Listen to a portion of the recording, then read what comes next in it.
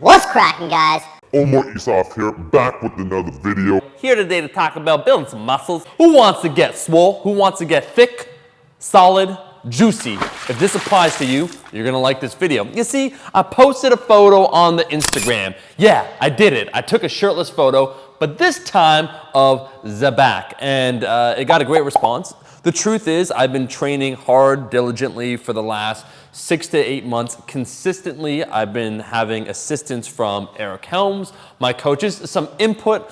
Like I said, because I'm injured when it comes to the hip, it gives me an opportunity to work on other things. So now I'm a little bit more focused on hypertrophy, in particular the upper body. I've already posted a lot of front photos, so the chest coming in, the shoulders, all those things. But the back is an area that I do really enjoy training, and I've trained it a certain way for several years. But in this video today, I'm gonna give you 2 crucial differences I've recently applied over the last 4 to 5 months that I feel, and you could judge by this photo, have made a significant difference in terms of back development.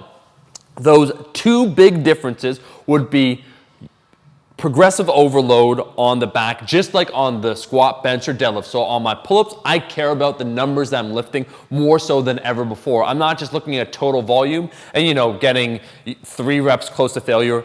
I'm trying to get stronger at the pull-ups aggressively. So doing more repetitions in this workout today. I think I did 45 pounds for like 12 reps, something like that. I did multiple sets. I'm working my way up to doing 100 pounds for multiple reps. And then that would be, because I weigh 188, that's almost 300 pounds total load, doing it for 5 to 6 repetitions. So progressive overload and treating the main movement like the main movement has been a big difference. Normally, I would give equal attention when it comes to my back workout. I would do 4 compound movements. So I would do 2 vertical pulls, 2 horizontal pulls. So that would be pull-ups, a pull-down would be the vertical pulls, and then the horizontal one would be the seated row, and then something like a bench over row. So 4 major compound movements, and each kind of had equal weight.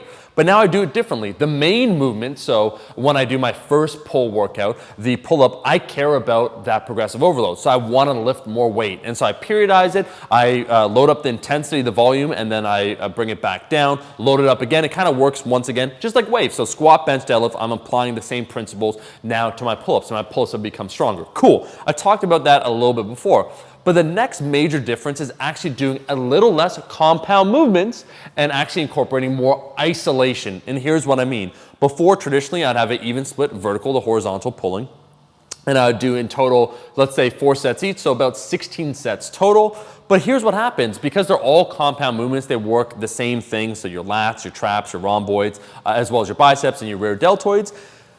The muscles were getting too fatigued. And what I would notice happening is that on the 3rd and 4th movement, what would fatigue first wouldn't be my lats, it would actually be my biceps. My biceps need work. And so on the pull down, I would be on rep 12 or 13, and my lats still weren't fatigued, but my biceps would be failing. And so I wouldn't properly be stimulating the lats like I should. And so when Eric Helms came last year over to Toronto, and he's like, hey man, I think the straight arm pull down is a really good exercise, I started incorporating it again, applying those progressive overload principles, not just doing big compound movements, but instead structuring my back workout much like my chest or my lower body or other areas. And what I mean when I say that, once again, the main movement is big. I emphasize it. I really put a lot of attention to it. It probably takes up 30% of my total energy.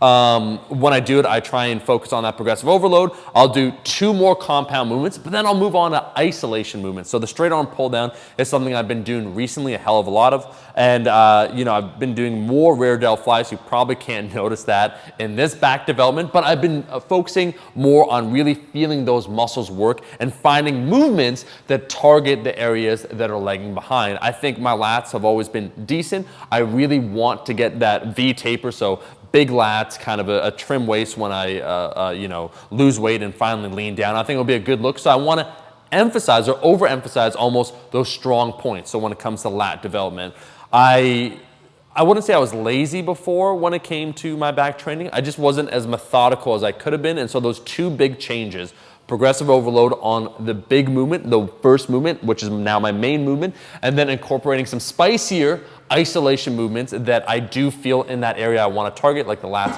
have made a big difference. Anyways, the proof is in the photo. Got a lot of likes. Thank you so much for watching the video. People want to know what I did. This is what I'm doing. Sometimes simplicity is key, and this is a really good example where I made 2 major changes over 4 to 5 months, and I think if we take a look at side-by-side photos, we can notice that progress. And anyways, I gotta get out of here. Thank you so much for watching this video. If you like the video, make sure to like the damn video, and I'll see all you guys, my rascals, in that next one.